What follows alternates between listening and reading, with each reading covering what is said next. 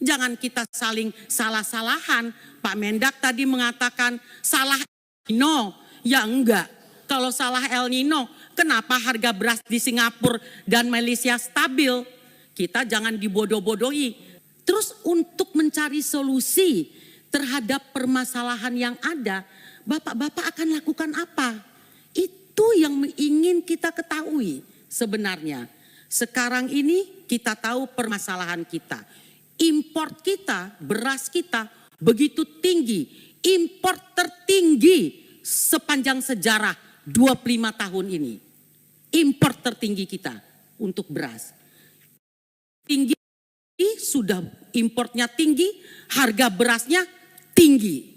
Harusnya import itu kita lakukan untuk mampu melakukan masyarakat. Harga beras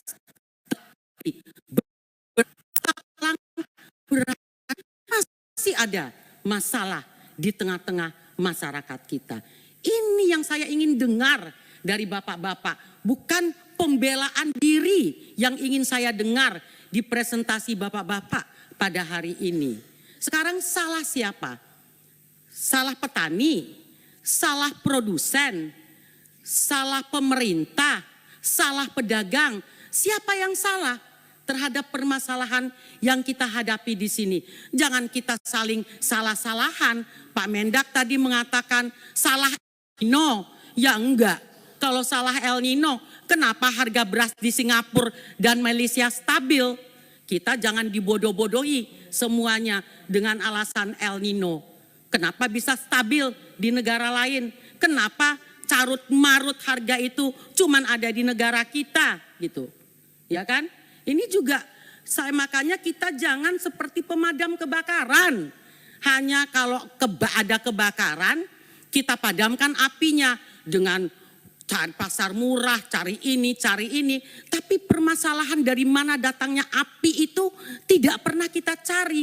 Ya akan berulang-ulang terus, Pak. Apa nih yang bisa kita lakukan sehingga permasalahan ini tidak terjadi? Nah, sekarang sudah beras ini kita langka, produksi kita kurang. Dirut Pupuk baru mengumumkan lagi bahwa harga pupuk ke depan ini akan naik karena apa? Gas yang juga akan naik. Nah, ini kan jadi hal-hal yang announcement yang meresahkan di kalangan petani kita.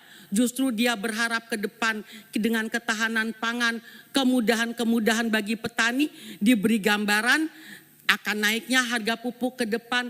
Nah, ini saya rasa pemerintah harus duduk semuanya bersama dengan stakeholder terkait bagaimana ke depan ini. Jadi jangan presiden kita teriak-teriak terus masalah ketahanan pangan, kedaulatan pangan, tapi apa yang terjadi itu bukannya semakin membaik, semakin memburuk.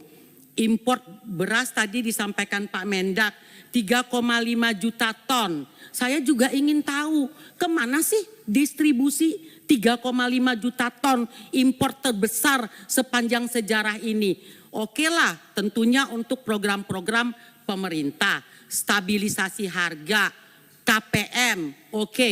Tapi kita ingin jelas pendistribusiannya itu sebenarnya berapa ke ini, berapa ke ini, berapa ke ini. Kenapa terjadi hal-hal yang terjadi sekarang ini? Miris, Pak, ngelihat di media sosial rakyat kita antri begitu panjang, Pak.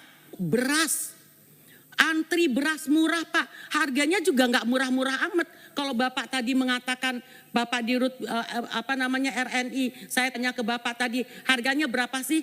Harga murah yang Bapak sebut tadi nggak murah-murah amat juga yang disampaikan gitu. Benar kan, Pak? Nggak murah-murah yang disampaikan. Tapi rakyat begitu antri. Berarti apa, Pak? Memang kita ini punya masalah di dalam hal ini. Justru bapak-bapak tolong ke kita ini diberitahu, bapak-bapak melakukan apa untuk permasalahan yang ada. Enggak cukup hanya buat pasar murah. Enggak cukup Bulog hanya mengatakan tadi yang dipresentasikan. Harus ada langkah konkret bersama yang dilakukan oleh bapak-bapak. Enggak masing-masing jalan sendiri-sendiri sebagaimana yang bapak-bapak sampaikan tadi. Saya rasa demikian Bapak Pimpinan, terima kasih. Download Tribun X sekarang.